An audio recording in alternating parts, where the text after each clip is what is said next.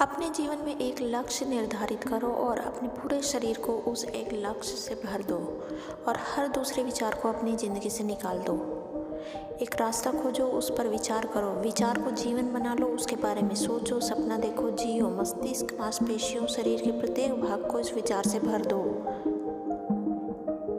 संभव की सीमा जानने का केवल एक ही तरीका है, असंभव से भी आगे निकल जाना। किसी मकसद के लिए खड़े हो तो एक पेड़ की तरह, जियो तो एक बीज की तरह, ताकि दोबारा उगकर उसी मकसद के लिए फिर से जंग कर सको। यह संसार कायरों के लिए नहीं है। पलायन की चेष्टा मत करो, सफलता और असफलता की चिंता मत करो। ब्रह्मांड की सारी शक्तियाँ पहले से ही हमारी हैं। वह हम ही हैं जो अपनी आंखों पर हाथ रख लेते हैं और फिर रोते हैं कि कितना अंधकार है।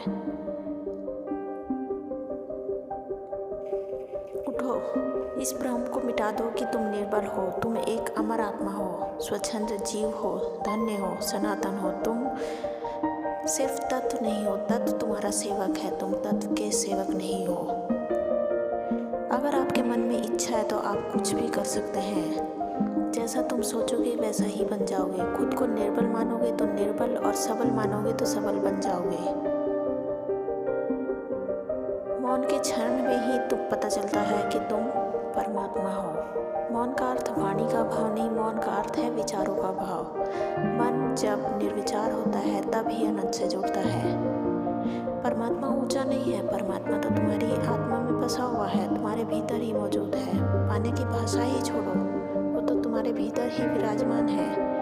तुम जिस क्षण अपने पैरों को छूकर देखोगे तो तुम पाओगे कि वहाँ पर तो एक अनंत सम्राट है। सम्राट ऐसा कि जो कि कुछ भी संभव कर सकता है। परमात्मा को तुम छोड़ना भी चाहो तो छोड़ नहीं सकोगे। छोड़ने का तो कोई उपाय ही नहीं है, उसके बिना तुम जी भी नहीं सकते हो। अनंत से अगर जुड़ना चाहते हो और यदि सब कुछ प्राप्त करना चाहते हो तो तुम्हें खुद का सम्मान करना सीखना होगा। खुद पर विश्वास रखो, तभी तुम ईश्वर पर विश्वास रख पाओगे। जो भी तुम्हारी इच्छा हो उसके लिए पूरी फीलिंग के साथ उससे जुड़ जाओ, उसे फील करो, उसे सोचो। तुम इसी समय वो सब कुछ प्राप्त कर चुके हो और वो तुम्हें सब कुछ प्राप्त हो जाएगा।